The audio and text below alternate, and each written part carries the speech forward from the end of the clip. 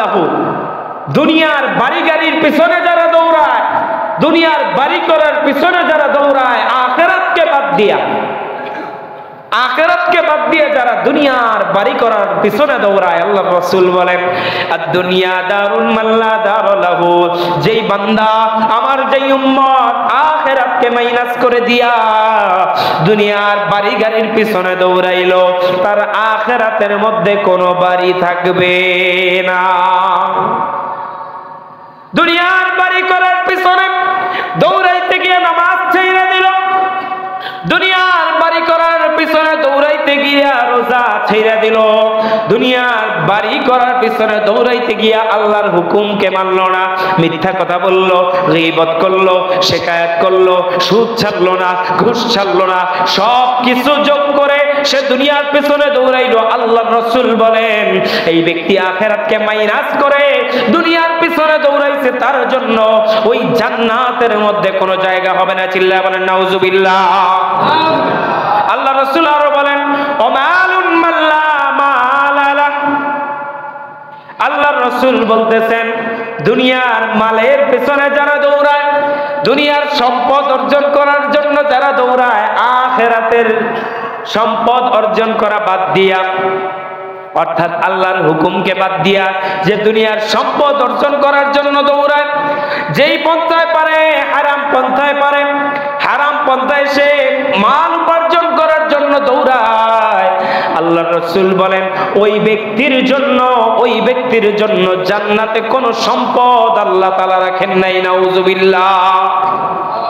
আল্লাহর রাসূল আরো বলেন আর দুনিয়া, শুধুমাত্র দুনিয়া দুনিয়া যেই ব্যক্তি করে, সারা জীবন সারাক্ষণ দুনিয়া নিয়ে চিন্তা করতে থাকে, দুনিয়ার সম্পদ অর্জন করতে থাকে, নামাজের পরোয়া নাই, রোজার পরোয়া নাই, ইসলামের পরোয়া নাই, কোরআনের পরোয়া নাই, কোরআনের হুকুম মানে না, আল্লাহর দেওয়া আইন সে মানতে চায় না, শুধু সারাক্ষণ দুনিয়ার জন্য কি করব, কেমনে বাড়ি করলে সুন্দর হয়, ও কেমন একটা গাড়ি কিনলে সুন্দর হয়, এই চিন্তা নিয়ে যারা সার্বক্ষণিক থাকে, আল্লাহর রাসূল বলতেছেন এই মানুষগুলোর মাথার মধ্যে কোনো বুদ্ধি নাই, এই মানুষগুলোর মাথার মধ্যে কোনো বুদ্ধি নাই। মাল্লা আকলা লাহা, আল্লাহ রাসূল বলতেছেন এই যে কাজগুলো যারা করে তাদের মাথার মধ্যে কোনো কি নাই, কি আওয়াজ করে বলেন না, কি নাই? বুদ্ধি নাই। কারণ দুনিয়ার জীবন ক্ষণস্থায়ী জীবন, ক্ষণস্থায়ী পিছনের দিকে দৌড়াইতে গিয়া এমন এক জিন্দেগিকে আপনি বরবাদ করে দিচ্ছেন যেই জিন্দেগির শুরু আছে শেষ। আওয়াজ করে বলেন না শেষ। এজন্য দুনিয়া আমাদের প্রয়োজন যা আছে, যতটুকু দরকার আছে দুনিয়ার পিছনে আমি দৌড়াবো, কিন্তু দুনিয়া দুনিয়া দুনিয়া করতে গিয়ে আখিরাতকে পেছনে ফেলে দেওয়া যাবে। কারণ আল্লাহ রাসূল অন্য হাদিসের মধ্যে বলেন আপনি যদিও দুনিয়া দুনিয়া করে দুনিয়ার দিকে সামনে আগাইতে যান, আল্লাহ রাসূল বলতেছেন ইরতাহালাতিদ দুনিয়া মুদবিরাতান, আপনি যতই দুনিয়া দুনিয়া করে দুনিয়ার দিকে সামনে আগান না কেন, আল্লাহর রাসূল বলতেছেন ইরতাহালাতিদ দুনিয়া মুদবিরাতান, ও বান্দা, ও দুনিয়ার উম্মত ভালো করে শুনে নাও, তোমাদের থেকে সর্বদাই দুনিয়া পিছাইতে থাকে, পিছাইতে থাকে, পিছাইতে থাকে, দুনিয়া তোমাদের থেকে পিছাইতে থাকে। যতই তোমরা দুনিয়ার দিকে সামনে আগায় যাও না কেন, দুনিয়া তোমাদের থেকে পিছাইতে থাকে। ওয়ারতাহালাতিল আখিরাতু মুকবিলাতান, আর যতই আখিরাত থেকে বাঁচার জন্য তোমরা দৌড়াও না কেন, আখিরাত তোমার সামনের দিকে ধেয়ে আসতে থাকে। সুতরাং যেই জিনিস আমার থেকে দূরে চলে যায় ওই জিনিস ধরবো না, যেই জিনিস আমার দিকে আসতেছে ওই জিনিস ধরবো। কথা বলেন, যেই জিনিস আমাকে চাইলে চলে যাইতে চায় ওইটা ধরা দরকার না, যেটা আমার কাছে আসতে চায় ওইটা ধরা দরকার। কোনটা? যেটা চলে যাচ্ছে সেটা ধরবো না, যেটা আসতেছে ওইটা ধরবো, যেটা আসতেছে ওইটা ধরবো। এই জন্য আল্লাহ রাসূল বলতেছেন যেই যে দুনিয়া পিছনে চলে যায় আর আখিরাত সামনের দিকে আসে, আল্লাহ রাসূল পরবর্তীতে বলতেছেন ওয়ালিকুল্লি ওয়াহিদাতিন মিনহুমা বানুন, এই দুইটা দুনিয়া এবং আখিরাত দুইটারই সন্তান আছে। দুনিয়া ও আখিরাতে দুইটারই সন্তান আছে। বলতে পারেন কি ব্যাপার, দুনিয়ার আবার সন্তান আইলো কোত্থেকে, আখিরাতের আবার সন্তান আসলো কোত্থেকে? এটা আল্লাহ রাসূল কিনায়া ব্যবহার করছেন, দৃষ্টান্ত দিয়ে বুঝাইছেন যে দুনিয়া দুনিয়া যারা করে এদেরকে আল্লাহ রাসূল বলছেন এরা দুনিয়ার সন্তান, আর যারা আখিরাত নিয়ে চিন্তা করে তাদেরকে আল্লাহ রাসূল বলতেছেন এরা আখিরাতের সন্তান, এরা আখিরাতের সন্তান। তো আল্লাহ রাসূল বলতেছেন এই দুনিয়া এবং আখিরাত উভয়েরই সন্তান আছে। আল্লাহ রাসূল পরে উপদেশ দিচ্ছেন ফাকুনু আবনা আল আখিরা, ও আমার উম্মত তোমরা আখিরাতের সন্তান হয়ে যাও, আখিরাতের সন্তান হয়ে যাও, আখিরাতের সন্তান হয়ে যাও। ওয়ালা তাকুনু আবনা আদ-দুনিয়া, তোমরা দুনিয়ার সন্তান হয়ো না, দুনিয়ার সন্তান হয়ো না, দুনিয়ার সন্তান হয়ো না। ফাইনাল ইয়াউমা আমালুন ওয়ালা হিসাব, আল্লাহ রাসূল বলতেছেন আজকে আমল করার সুযোগ আছে, আখিরাতের জন্য আমল করে নাও, আজকে হিসাব নিকাশের কোনো ভয় নাই। কিন্তু সামনে এমন একটি কঠিন দিন আসবে, ওয়াগাদান হিসাবুন লা আমাল, আল্লাহ রাসূল বলতেছেন সামনে এমন একটি কঠিন দিন আসবে যেই দিন হিসাব নিকাশ চলবে, কোনো আমল করার সুযোগ থাকবে না, কোনো আমল করার সুযোগ থাকবে। এজন্য আমল করার সুযোগ আমাদের এই দুনিয়ার মধ্যেই। দুনিয়ায় যা কিছু করি, দুনিয়া আমাদেরকে এই দুনিয়ায় থাকতে দিবে না। আল্লাহ রাসূল যেখানে বলছেন, আল্লাহ রাসূলের কথা আমাদের বিশ্বাস হয়তো ভাই? আল্লাহ রাসূল বলতেছেন দুনিয়ার দিকে যতই আগাও, দুনিয়াকে যতই ধরার চেষ্টা করো, দুনিয়া তোমাকে ধরা দিবে না, সে পিছাইতেই থাকবে, পিছাইতেই থাকবে। আর আখিরাত থেকে যত বাঁচতেই চাও না কেন, আখিরাত অবশ্যই অবশ্যই তোমাকে ধরে ফেলবে, অবশ্যই ধরে ফেলবে। আখিরাত থেকে বাঁচার ক্ষমতা কারো নাই।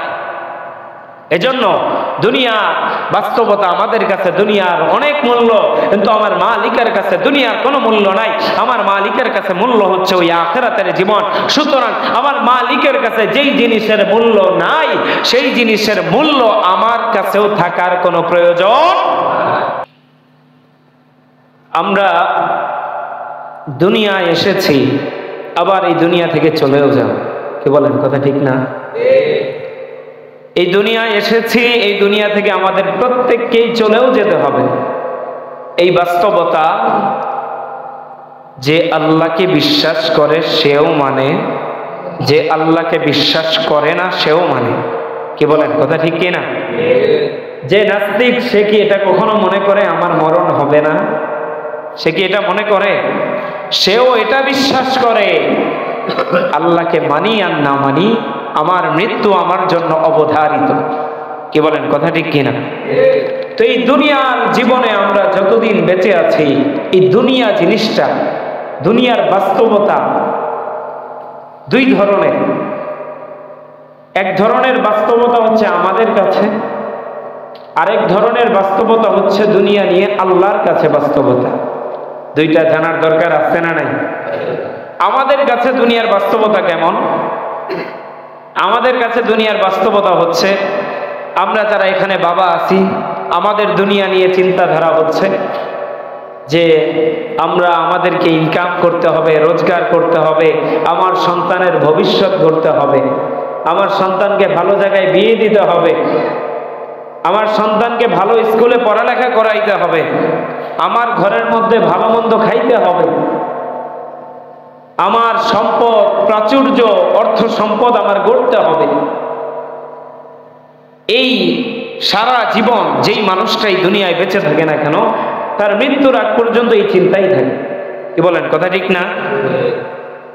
যে ভাই থাকে তার চিন্তা থাকে আমার বোনকে আমি সুন্দর জায়গায় বিয়ে দিব, সুন্দর করে লেখাপড়া করাবো, তার ভবিষ্যৎ গড়ে তুলব। যে ছেলে থাকে তার চিন্তা থাকে আমার ক্যারিয়ারটাকে আমি সুন্দরভাবে উজ্জ্বল ভবিষ্যতে পরিণত করব। এই বাস্তবতা আমাদের প্রত্যেকের আছে না নাই? আছে। এটা হচ্ছে আমাদের বাস্তবতা, দুনিয়া নিয়ে আমাদের বাস্তবতা। মৃত্যুর আগ পর্যন্ত প্রত্যেকটা মানুষের চিন্তাধারা এটাই থাকে, আমাকে এটা করতে হবে, ওইটা করতে হবে, এটা করতে হবে, দুনিয়া নিয়ে সার্বক্ষণিক চিন্তা। কিন্তু যেই আল্লাহ এই দুনিয়াটাকে বানাইলেন, যে আল্লাহ এই দুনিয়াটাকে বানাইলেন, ওই আল্লাহ রব্বুল ইজ্জত যুল জালালের এই দুনিয়া নিয়ে কেমন চিন্তা। আল্লাহ তাআলা সূরা আনকাবুতের ৬৪ নম্বর আয়াত, কত নম্বর আয়াত? সূরা আনকাবুতের 64 নম্বর আয়াতের মধ্যে আল্লাহ তাআলা বলেন, ওয়ামা হাযিহিল হায়াতুদ দুনিয়া ইল্লা লাইবু ওয়া লাহু ওয়া ইন্নাদ দারাল আখিরাতা লাহিয়াল হায়াওয়ান লাউ কানু ইয়ালামুন।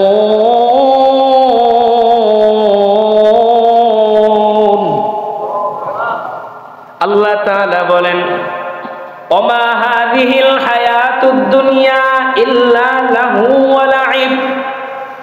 দুনিয়াটা আল্লাহর কাছে খেলাধুলা ছাড়া আর কিছুই না, খেলাধুলা ছাড়া আর কিছুই না। আমরা যেমন বাচ্চাদের খেলনাগুলা কি মূল্যবান জিনিস মনে করি না অহেতুক জিনিস মনে করি? কি বলেন? বাচ্চাদের যে খেলাধুলার জিনিস আছে এগুলা কি আমরা মূল্যবান জিনিস মনে করি নাকি অনর্থক অহেতুক খেলাধুলার জিনিস? কোনটা মনে করি? মূল্যবান জিনিস যেগুলো সেগুলো আমরা বাইরে ফেলে রাখি না, সেগুলো আমরা যত্ন করে আলমারিতে যত্ন করে রেখে দেই। আর যেগুলো খেলাধুলার জিনিস, অহেতুক জিনিস, অনর্থক জিনিস, সেগুলো আমরা যেখানে মন চায় সেখানেই ফেলে রাখি। কি বলেন? কথা ঠিক কিনা? আল্লাহ বলতেছেন আল্লাহর কাছে এই দুনিয়াটা অহেতুক জিনিস আর খেলাধুলার বস্তু ছাড়া আর কিছু না। অহেতুক জিনিস আর খেলাধুলার বস্তু ছাড়া আর কিছু না। এই দুনিয়ার হায়াত আল্লাহ তাআলার কাছে কোনো মূল্য নেই। আল্লাহ বলতেছেন, ওয়া ইন্নাদ দারাল আখিরাতা লাহিয়াল হায়াওয়ান। আল্লাহ বলতেছেন আল্লাহর কাছে দুনিয়ার এত সম্পদ, এত বাড়ি গাড়ির কোনো দাম নাই, এগুলো আল্লাহর কাছে কোনো মূল্য নাই। আল্লাহ বলতেছেন আখিরাতের বাড়ির মূল্যই একমাত্র আল্লাহর কাছে আছে। আল্লাহ বলতেছেন, ওয়া ইন্নাদ দারাল আখিরাতা লাহিয়াল হায়াওয়ান। আখিরাতের জীবনই হচ্ছে প্রকৃত জীবন, প্রকৃত জীবন। কারণ যার শুরু আছে কোনো শেষ। দুনিয়ার জীবন শুরু হওয়ার পর থেকেই আতঙ্ক শুরু হয়ে যায়। এই যে জীবন শুরু হলো, জীবনযাত্রা শুরু হলো, কখন জানি এর ইতি হয়ে যায়, কখন জানি এর সমাপ্তি চলে আসে। তো আল্লাহ তাআলার কাছে এই দুনিয়ার কোনো দাম নাই। আল্লাহ তাআলা অন্য আয়াতের মধ্যে এই দুনিয়ার ব্যাপারে আরো দৃষ্টান্ত দেন। আল্লাহ তাআলা সূরা ইউনূসের 24 নম্বর আয়াতের মধ্যে বলেন, ইন্নামা মাতালুল হায়াতিদ দুনিয়া কামাইন আনজালনাহু মিনাস সামা। আল্লাহ বলতেছেন দুনিয়ার জীবনের দৃষ্টান্ত তো শুধুমাত্র এরকম। আল্লাহ তাআলা বলতেছেন দুনিয়ার জীবনের দৃষ্টান্ত ওই পানির মতো, যেই পানি আমি আল্লাহ আসমান থেকে বর্ষণ করি। কামা ইন আনজালনাহু মিনাস সামা, ওই পানির মতো যেই পানিকে আমি আসমান থেকে বর্ষণ করি, আসমান থেকে জমিনের মধ্যে বর্ষণ করি। ফাখতালাতা বিহি নাবাতুল আরদ, ফাখতালাতা বিহি নাবাতুল আরদি মিম্মা ইয়াকুলুন নাসু ওয়াল আনআম। তারপর ওই পানি জমিনের মধ্যে সিঞ্চিত হয়ে ওই পানির মাধ্যমে এমন কিছু ফসলাদি জমিন থেকে বের হয় যা পশু গবাদি পশুরাও খায়, মানুষরাও খায়। আছে না নাই? আল্লাহ যেই বৃষ্টি নাজিল করেন, এই বৃষ্টির মাধ্যমে ধান হয়, আমরা মানুষরা খাই। এই বৃষ্টির মাধ্যমে গম হয়, ভুট্টা হয়, কত কিছু হয়, বিভিন্ন ফল ফলাদি হয়, আমরা মানুষরা খাই। আর যত ঘাস হয়, যত রকমের আগাছা হয়, এগুলো গবাদি পশুরা খায়। এজন্য আল্লাহ বললেন এই পানির মাধ্যমে সিঞ্চিত হয়, জমিন থেকে বিভিন্ন ফসলাদি উৎপন্ন হয়। আর এই ফসলাদি ততক্ষণ পর্যন্ত উৎপন্ন হইতে থাকে যতক্ষণ পর্যন্ত এই জমিনের মধ্যে পানি থাকে। কি বলেন? কথা ঠিক কিনা? যখন জমিন থেকে পানিশূন্যতা চলে আসে, জমিন থেকে পানি চলে যায়, জমিনগুলো শুকায় উর্বর হয়ে যায়, জমিনের মধ্যে কোনো পানি থাকে না, মরুভূমির মতো হয়ে যায়। কত জায়গায় দেখবেন শীতকালে, শীতের সিজনে পানি না থাকার কারণে জমিনগুলো পানি না থাকার কারণে ফেটে যায়, আছে না নাই? গ্রাম এলাকায় অনেক জায়গায় দেখা যায় পানি নাই, রোদের তাপে ওই জায়গায় পানি শুকায় জমিনগুলো ফেটে গেছে। তো আল্লাহ বলতেছেন এই জমিনের মধ্যে পানি থাকার কারণে এই জমিনটা প্রাণবন্ত ছিল, সবজিতে ভরপুর ছিল, ফসলাদিতে ভরপুর ছিল। ওরকম ভাবে আল্লাহ তাআলা বলতেছেন এই দুনিয়ার একটা নির্দিষ্ট সময় আছে, ওই জমিনের মধ্যে পানি থাকারও একটা নির্দিষ্ট সময় আছে, আছে না নাই? জমিনের মধ্যে পানি থাকারও একটা নির্দিষ্ট সময় আছে। বর্ষাকালে পানি থাকে, শীতকালে পানি থাকে না। বর্ষাকাল থেকে নিয়ে শীতকাল পর্যন্ত পানি থাকে, শীতকাল আসলে পানি শুকায়া যায়। আল্লাহ বলতেছেন ওরে বান্দা, দুনিয়ার জীবনটাও এরকম, আমি আল্লাহ দুনিয়ার জীবনটাকেও এরকম ভাবে দিছি। দুনিয়ার শুরু আছে, শেষও আছে। দুনিয়া যখন থেকে শুরু হবে একটা মেয়াদ পর্যন্ত তোমার জীবন থাকবে। এই মেয়াদের মধ্যে তুমি ভোগ বিলাস আরামায়েশ করতে থাকবা, তুমি দুনিয়া নিয়ে ভাবতে থাকবা, তুমি 10 তলা বিল্ডিং এর মালিক হওয়ার চেষ্টা করবা। 10 তলা বিল্ডিং এর মালিক যখন হয়ে গেছো তখন চিন্তা করবা আরেকটা 10 তলা বিল্ডিং এর মালিক হওয়া লাগবে। যখন একটা গাড়ির মালিক হইবা তখন চিন্তা করবা আরেকটা গাড়ির মালিক হওয়া লাগবে। কি বলেন, কথা ঠিক কিনা? আল্লাহ বলতেছেন এরকম চিন্তা ভাবনা নিয়ে দুনিয়ায় থাকবা, কিন্তু বান্দা চিন্তা করো, দুনিয়া নিয়ে ভাবো, তবে সাবধান সাবধান। ভাবতে ভাবতে দুনিয়া নিয়ে ভাবতে ভাবতে মেয়াদ ফুরায় গেলে কিন্তু আর সময় পাবা না।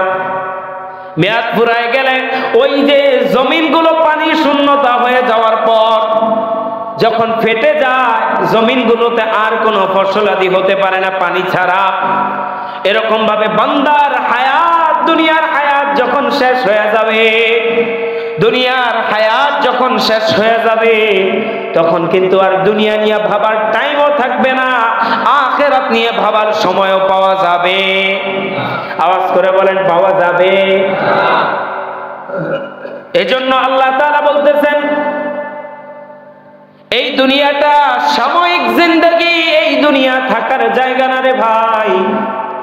এই দুনিয়ার মধ্যে আমরা যেদিন থেকে জন্ম নিয়েছি, আমি বারংবারই একটা কথা বলে থাকি, বারবার একটা কথা আমি আপনাদেরকে বলে থাকি, দুনিয়ার মধ্যে যেদিন থেকে আসছে ওই দিন থেকে দুনিয়া আমাদেরকে পেছন থেকে দৌড়াইতেছে।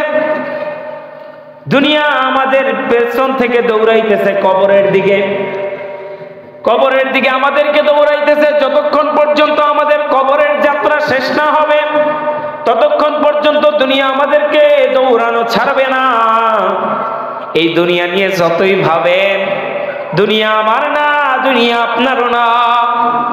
চিন্তা করে দেখেন, এই এলাকার মধ্যেও তো কত কোটিপতি ছিল, এই এলাকার মধ্যেও কত লাখপতি ছিল, আজকে তারা দুনিয়ায় নাই। দুনিয়ার জন্য কত চিন্তা করেছে, কত জায়গায় দৌড়াইছে, সামান্য টাকা অর্থ সম্পদ উপার্জন করার জন্য কত জায়গায় দৌড়াইছে, কত জায়গায় ঘুরছে, কত কষ্ট করছে দুনিয়া ইনকাম করার জন্য। কিন্তু দুনিয়ার সম্পদ দুনিয়াতেই রয়ে গেছে, বান্দার সাথে যাইতে পারে নাই। কথা বলেন ঠিক কিনা?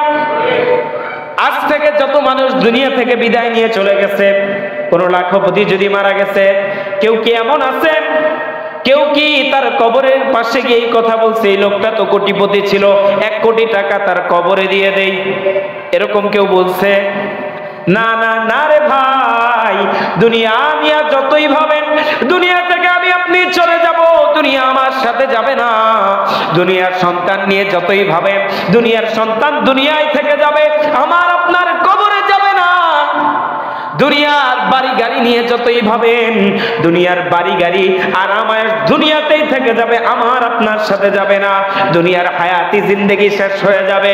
এখন আমাদের চিন্তা করার বিষয় হচ্ছে দুনিয়ায় থেকে ওই আখিরাতের জীবনই তো আমার প্রকৃত জীবন। কথা বলেন ঠিক কিনা?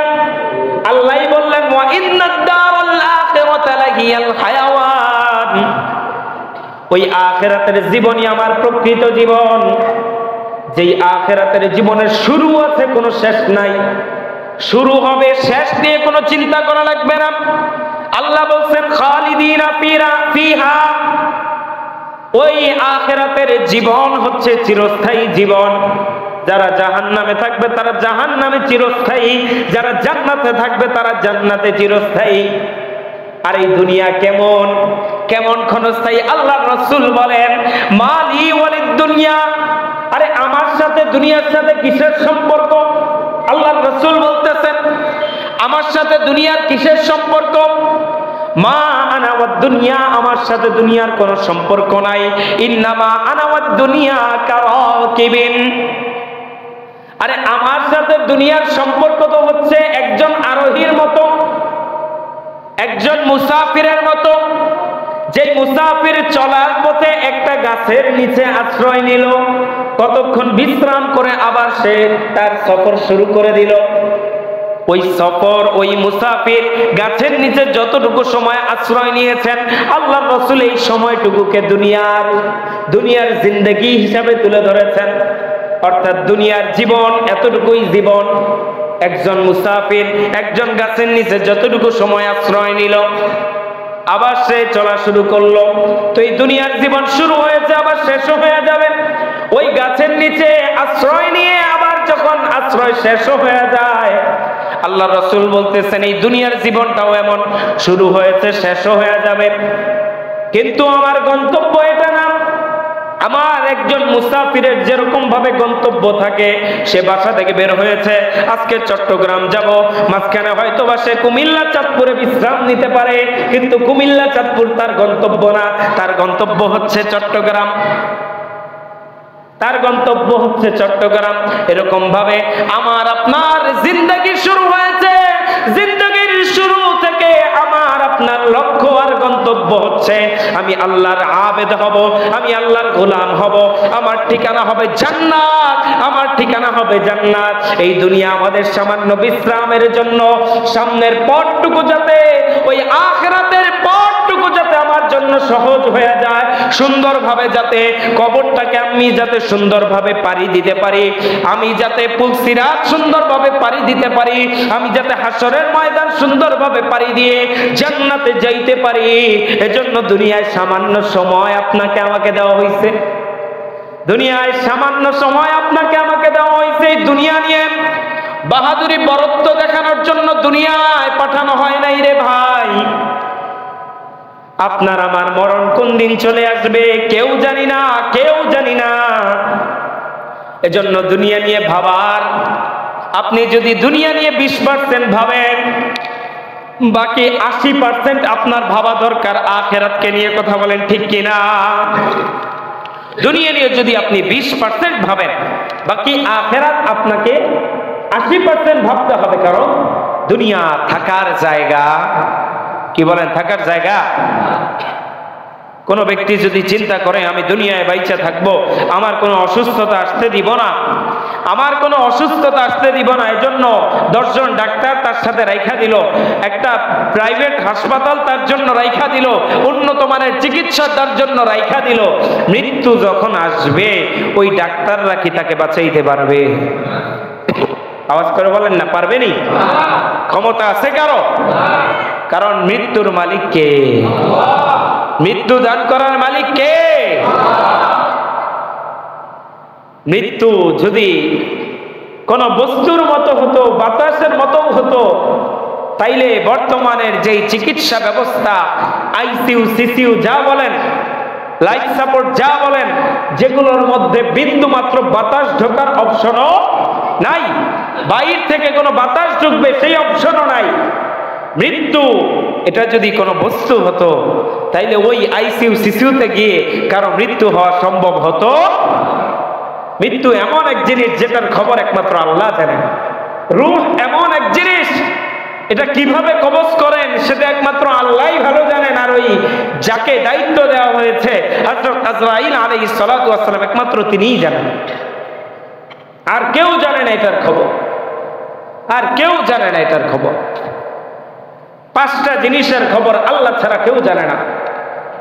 ইন্নাল্লাহা ইনদাহু ইলমুস সাআ, আল্লাহ বলেন কিয়ামত কখন হবে সেটা আল্লাহ ছাড়া কেউ জানেন।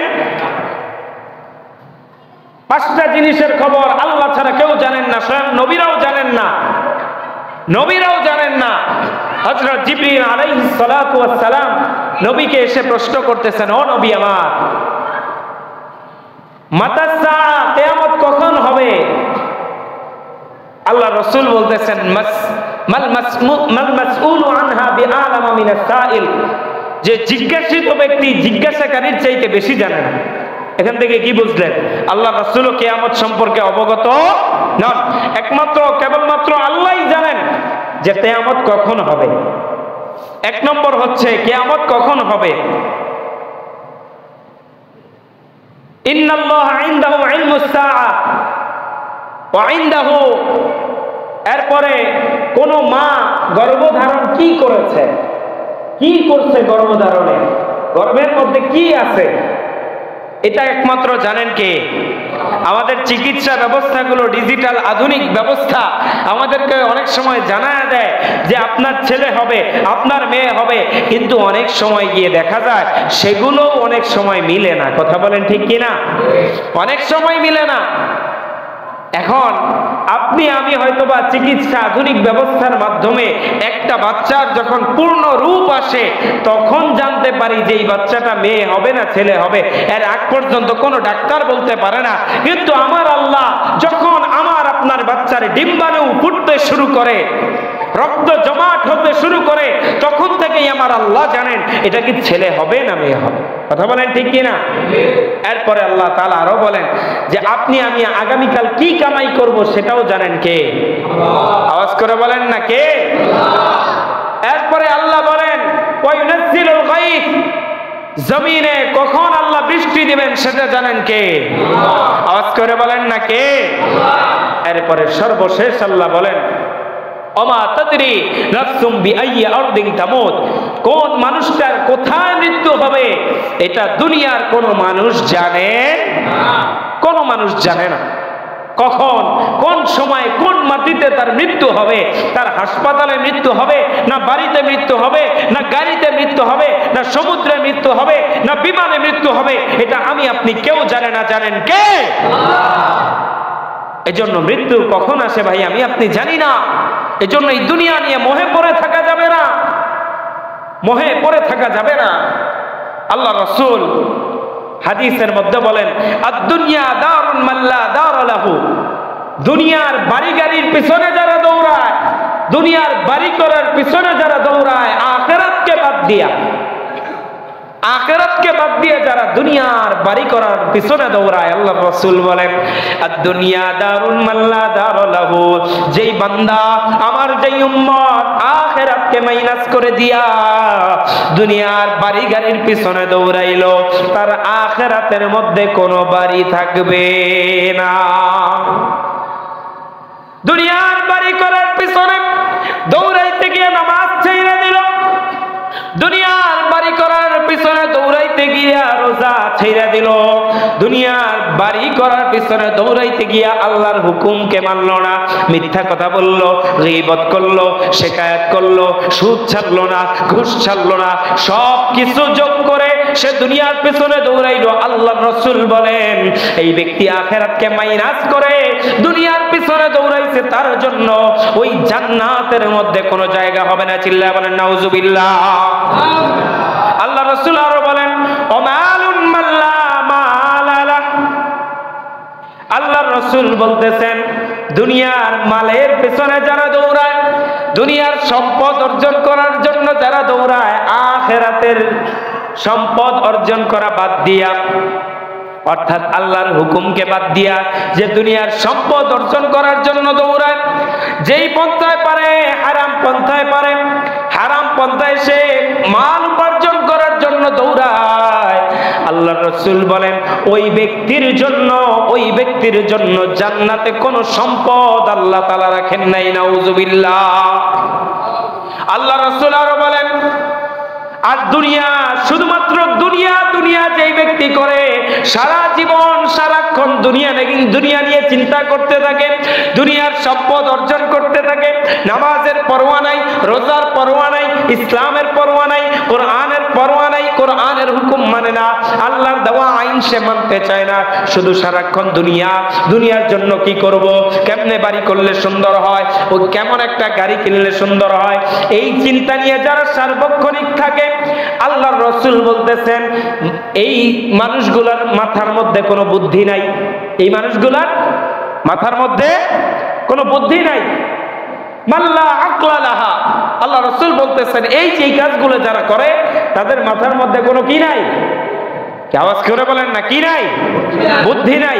কারণ দুনিয়ার জীবন ক্ষণস্থায়ী জীবন, ক্ষণস্থায়ী পিছনের দিকে দৌড়াইতে গিয়া এমন এক জিন্দেগিকে আপনি বরবাদ করে দিচ্ছেন যেই জিন্দেগির শুরু আছে শেষ, আওয়াজ করে বলেন না শেষ।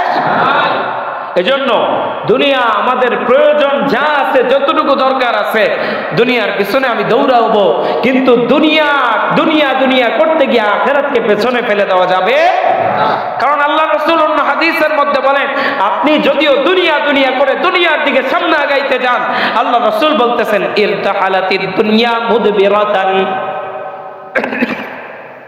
আপনি যতই দুনিয়া দুনিয়া করে দুনিয়ার দিকে সামনে আগান না কেন, আল্লাহর রাসূল বলতেছেন ইরতাহালাতিদ দুনিয়া মুদবিরাতান, ও বান্দা, ও দুনিয়ার উম্মত ভালো করে শুনে নাও, তোমাদের থেকে সর্বদাই দুনিয়া পিছাইতে থাকে, পিছাইতে থাকে, পিছাইতে থাকে, দুনিয়া তোমাদের থেকে পিছাইতে থাকে। যতই তোমরা দুনিয়ার দিকে সামনে আগায় যাও না কেন, দুনিয়া তোমাদের থেকে পিছাইতে থাকে। ওয়ারতাহালাতিল আখিরাতু মুকবিলাতান, আর যতই আখিরাত থেকে বাঁচার জন্য তোমরা দৌড়াও না কেন, আখিরাত তোমার সামনের দিকে ধেয়ে আসতে থাকে। সুতরাং যেই জিনিস আমার থেকে দূরে চলে যায় ওই জিনিস ধরবো না, যেই জিনিস আমার দিকে আসতেছে ওই জিনিস ধরবো। কথা বলেন, যেই জিনিস আমাকে চাইলে চলে যাইতে চায় ওইটা ধরা দরকার না, যেটা আমার কাছে আসতে চায় ওইটা ধরা দরকার। কোনটা? যেটা চলে যাচ্ছে সেটা ধরবো না, যেটা আসতেছে ওইটা ধরবো, যেটা আসতেছে ওইটা ধরবো। এই জন্য আল্লাহ রাসূল বলতেছেন যেই যে দুনিয়া পিছনে চলে যায় আর আখিরাত সামনের দিকে আসে, আল্লাহ রাসূল পরবর্তীতে বলতেছেন ওয়ালিকুল্লি ওয়াহিদাতিন মিনহুমা বানুন, এই দুইটা দুনিয়া এবং আখিরাত দুইটারই সন্তান আছে। দুনিয়া ও আখিরাতে দুইটারই সন্তান আছে। বলতে পারেন কি ব্যাপার, দুনিয়ার আবার সন্তান আইলো কোত্থেকে, আখিরাতের আবার সন্তান আসলো কোত্থেকে? এটা আল্লাহ রাসূল কিনায়া ব্যবহার করছেন, দৃষ্টান্ত দিয়ে বুঝাইছেন যে দুনিয়া দুনিয়া যারা করে এদেরকে আল্লাহ রাসূল বলছেন এরা দুনিয়ার সন্তান, আর যারা আখিরাত নিয়ে চিন্তা করে তাদেরকে আল্লাহ রাসূল বলতেছেন এরা আখিরাতের সন্তান, এরা আখিরাতের সন্তান। তো আল্লাহ রাসূল বলতেছেন এই দুনিয়া এবং আখিরাত উভয়েরই সন্তান আছে। আল্লাহ রাসূল পরে উপদেশ দিচ্ছেন ফাকুনু আবনা আল আখিরা, ও আমার উম্মত তোমরা আখিরাতের সন্তান হয়ে যাও, আখিরাতের সন্তান হয়ে যাও, আখিরাতের সন্তান হয়ে যাও। ওয়ালা তাকুনু আবনা আদ দুনিয়া, তোমরা দুনিয়ার সন্তান হয়ো না, দুনিয়ার সন্তান হয়ো না, দুনিয়ার সন্তান হয়ো না। ফাইনাল ইয়াউমা আমালুন ওয়ালা হিসাব, আল্লাহ রাসূল বলতেছেন আজকে আমল করার সুযোগ আছে, আখিরাতের জন্য আমল করে নাও, আজকে হিসাব নিকাশের কোনো ভয় নাই। কিন্তু সামনে এমন একটি কঠিন দিন আসবে ওয়াগাদান হিসাবুন লা আমাল, আল্লাহ রাসূল বলতেছেন সামনে এমন একটি কঠিন দিন আসবে যেই দিন হিসাব নিকাশ চলবে, কোনো আমল করার সুযোগ থাকবে না, কোনো আমল করার সুযোগ থাকবে। এজন্য আমল করার সুযোগ আমাদের এই দুনিয়ার মধ্যেই, দুনিয়ায় যা কিছু করি দুনিয়া আমাদেরকে এই দুনিয়ায় থাকতে দিবে না। আল্লাহ রাসূল যেখানে বলছেন, আল্লাহ রাসূলের কথা আমাদের বিশ্বাস হয়তো ভাই? আল্লাহ রাসূল বলতেছেন দুনিয়ার দিকে যতই আগাও, দুনিয়াকে যতই ধরার চেষ্টা করো, দুনিয়া তোমাকে ধরা দিবে না, সে পিছাইতেই থাকবে, পিছাইতেই থাকবে। আর আখিরাত থেকে যত বাঁচতেই চাও না কেন, আখিরাত অবশ্যই অবশ্যই তোমাকে ধরে ফেলবে, অবশ্যই ধরে ফেলবে। আখিরাত থেকে বাঁচার ক্ষমতা কারো নাই। এজন্য দুনিয়া বাস্তবতা, আমাদের কাছে দুনিয়ার অনেক মূল্য, কিন্তু আমার মালিকের কাছে দুনিয়ার কোনো মূল্য নাই। আমার মালিকের কাছে মূল্য হচ্ছে ওই আখিরাতের জীবন। সুতরাং আমার মালিকের কাছে যেই জিনিসের মূল্য নাই সেই জিনিসের মূল্য আমার কাছেও থাকার কোনো প্রয়োজন। হ্যাঁ, দুনিয়াতে বেঁচে থাকার জন্য যা যা করা দরকার সেগুলো করব, কিন্তু এই দুনিয়া নিয়ে কোনো স্বপ্ন দেখার দরকার নাই। কি বলেন, কথা ঠিক না বেঠিক? দুনিয়া নিয়ে স্বপ্ন দেখার দরকার নাই। আমি এত টাকার মালিক হব, আমি কোটিপতি হব, আমি লাখপতি হব। লাখপতি হইয়া কোটিপতি হইয়া লাভটা কি ভাই? আপনি আমি কোটিপতি হওয়ার জন্য 50টা বছর দুনিয়ার পিছনে উৎসর্গ করে দিলাম। 50 বছরে তো আপনার হায়াতই শেষ, হায়াতই শেষ। আপনার মৌতের টিকিট আপনার হাতে চলে আসবে। তো এই দুনিয়া নিয়ে ভাইবা ভাইবা আখিরাতের জিন্দেগি নষ্ট করে ফেললেন। আখিরাতে গিয়ে করবেনটা কি? আখিরাতে গিয়ে করবেনটা কি? আল্লাহ যখন সামনে রাখ দিয়ে জিজ্ঞাসা করবো, আমার বান্দা তোকে আমি শক্তি দিছি, সামর্থ্য দিছি, আমার জন্য দুনিয়ায় কি করছো? কি জবাব দিবেন? কি জবাব দিব ভাই? এজন্য দুনিয়ার ভোগ বিলাস নিয়ে, দুনিয়ার আরাম আয়েশ নিয়ে আমরা চিন্তা করব না ভাই। সাহাবায়ে কেরাম দুনিয়ার আরাম আয়েশ নিয়ে চিন্তা করেন নাই। তারা দ্বীনের লাইনে মেহনত করে গেছেন। তারা দ্বীনের লাইনে মেহনত করার পাশাপাশি যদি সময় পেয়েছেন তখন দুনিয়ার লাইনে মেহনত করেছেন। আর আমি আপনি দুনিয়ার লাইনে মেহনত করি, মেহনত করতে করতে অনেক সময় কাহিল হয়ে যায়, দ্বীনের লাইনে সময় দেওয়ার সুযোগ থাকে। এই হচ্ছে আমাদের অবস্থা। আমার আর সাহাবায়ে কেরামের মাঝে পার্থক্য। সাহাবায়ে কেরামের সাথে যদি আমরা মিলাইতে পারি, নিজেদের ঈমানকে মিলাইতে পারি, ইনশাআল্লাহ আল্লাহি আল্লাহর কসম করে বলতেছি, ওই সাহাবায়ে কেরামের মতো আমরাও জান্নাতি হব ইনশাআল্লাহ, যদি তাদের সাথে মিলাইতে পারি। কারণ আল্লাহ এই কারণেই সূরা বাকারার শুরুর দিকে আল্লাহ তাআলা বলতেছেন, ওয়াইদা কিলা লাহুম আমিনু কামা আমানান নাস। এই জায়গায় মুফাসসিরিনে কেরাম স্পষ্ট ব্যাখ্যা করেছেন, এই জায়গায় নাস দ্বারা আল্লাহ তাআলা সাহাবায়ে কেরামকে বুঝাইছেন। অর্থাৎ সাহাবায়ে কেরাম যেরকম ইমানদার ছিল, আমরাও যাতে সেরকম ইমানদার হয়ে যাই, আল্লাহ তাআলা এটা নবীর মাধ্যমে জানায় দিয়েছেন, কোরআনের মধ্যে জানায় দিয়েছেন। এজন্য দুনিয়ার মোহ ত্যাগ করে আমরা আখিরাতকে সাজাবো। আজ থেকে দুনিয়া আমার হোক বা না হোক, দুনিয়ার ইনকাম আমার হোক বা না হোক, আমার যাতে আখিরাতের ইনকাম আমার যাতে হয়, আখিরাতের জিন্দেগিটা যাতে আমার সুন্দর হয়, সেজন্য আল্লাহর হুকুম মানবো, কোরআনকে মানবো, হাদিসকে মানবো। রাজি আছি তো ইনশাআল্লাহ? রাজি আছি তো ইনশাআল্লাহ? আল্লাহ তাআলা আমাদের সকলকে যেই কথাগুলো বললাম এবং শুনলাম আমল করার তৌফিক দান করুন। সকলে বলি আমিন। ওয়া আখিরু দাওয়ানা আনিল হামদুলিল্লাহি রাব্বিল আলামিন।